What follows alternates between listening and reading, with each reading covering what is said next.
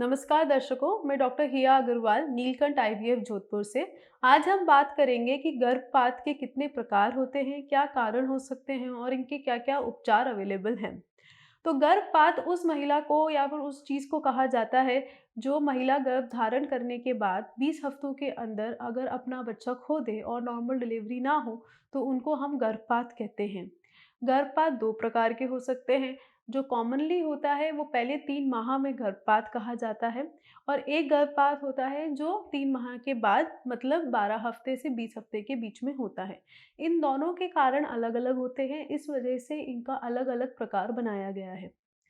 जो पहले 3 माह में गर्भपात होता है, उसके भी विभिन्न-विभिन्न तरीके के गर्भपात होते हैं।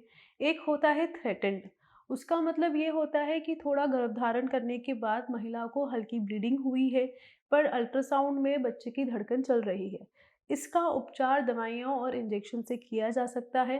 इसमें इतना घबराने की बात नहीं होती। आईवीएफ में ये बहुत कॉमनली प्रेज़ेंट होता है। इसमें अगर सही-सही टाइम से दवाइयाँ और इंजेक्शन ली जाएँ, तो गर्भधारण बचाया जा सकता है और नॉर्मल डिलीवरी तक गर्भधारण को कंटिन्यू किया जा सकता है। एक गर्भपात होता है पहले 3 महीने में कि जिसमें किसी बच्चे में धड़कन आ गई है और अल्ट्रासाउंड दोबारा कराने में धड़कन चली गई है, उसको मिस्ड अबॉर्शन कहते हैं। ये गर्भपात मोस्टली उस रूपी में होता है जब बच्चा अंदर से जेनेटिकली ठीक नहीं होता या उसमें कोई जेनेटिकली बीमारी होती है, जिसकी वजह से वो धड़कन तो आ गई है, पर धड़कन आगे चल नहीं पाई। इसका एक कारण ये भी हो सकता है कि मरीज़ को कोई ब्लड में ऐसे पदार्थ हैं जो बच्चे को आगे बढ़ने नहीं दे रहे हैं, जिसकी वजह से उसको बार-बार गर्भपात होता है। ऐसे मरीज़ों में अगर जेनेटिक प्रॉब्लम देखने का ज़्यादा स्रोत लग रहा है, तो हम टेस्ट करा सकते हैं। उन टेस्ट में अगर जेनेटिक प्रॉब्लम आती है, तो एक रिकरेंस रिस्क उनको संभावना बताई जा सकती है और ऐसे में नेचुरल तरीके से प्रेगनेंसी की जा सकती है। अगर बहुत ही ज़्यादा जेनेटिक प्रॉब्लम होती है, तो उसमें आईवीएफ से भी उपचार किया जा सकता है। अगर कोई एज़ सच ब्लड की प्रॉब्लम है जिसकी वजह से बार-बार गर्भपात हो रहा है, तो उसके उपचार प्रॉब्लम के बेसिस पे दिए जा सकते हैं। जैसे अगर एंटी फॉस्फोलिपिड एंटीबॉडी की प्रॉब्लम है, तो उसमें इंजेक्शन और दवाइयों से उसका उपचार किया जा सकता है।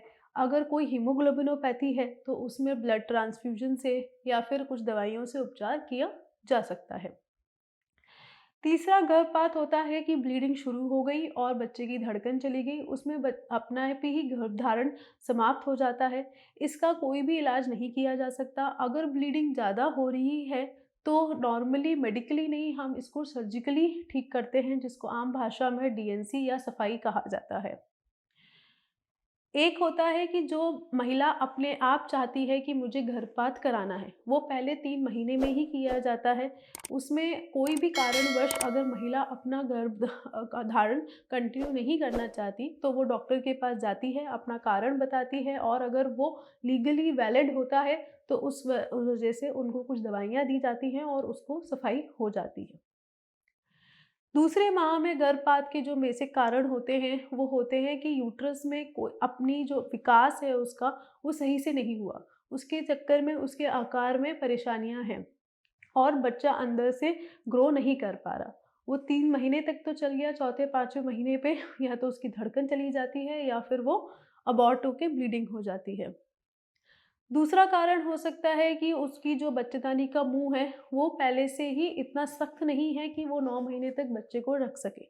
अगर पहले ही बच्चेदानी का मुँह खुल जाता है, तो गर्भधारण समाप्त हो जाता है और डिलीवरी हो जाती है। इसके कारण भी गर्भपात हो सकता है। और कुछ जेनेटिक और इम्यूनोलॉजिकल प्रॉब्लम्स हो सकती हैं। हाँ, ब्लड डिसऑर्डर्स हो सकते हैं जिसमें एंटी फॉस्फोलिपिड एंटीबॉडी सिंड्रोम, हीमोनोग्लोपैथीज़, ये सेकंड ट्राइमेस्टर अबॉर्शन में भी प्रॉब्लम कर सकते हैं। अगर कोई महिला को सिर्फ एक ही बार गर्भपात हुआ है, तो उसके बाद नॉर्मल तरीके से गर्भधारण करने की काफ़ी अच्छी संभावना होती है और उनको उस गर्भपात से निराश नहीं होना चाहिए। कोशिश करनी चाहिए दोबारा और अच्छे और पहले ही डॉक्टर को दिखाना चाहिए ताकि जो दवाइयाँ और उनसे उपचार किया जा सके, तो वो जल्दी से जल्दी उनको मिल सके। जिन महिलाओं को बार-बार गर्भपात हो रहा है, उनको पहले डॉक्टर्स की सलाह लेनी चाहिए और फिर ही दोबारा गर्भधारण के लिए कोशिश करनी चाहिए। गर्भपात या आईवीएफ या निसंतानता से रिलेटेड आपकी कोई भी क्वेरी है, तो आप नीचे दिए गए नंबर पे कॉल कर सकते हैं या हमारे सेंटर विज़िट कर सकते हैं। धन्यवाद।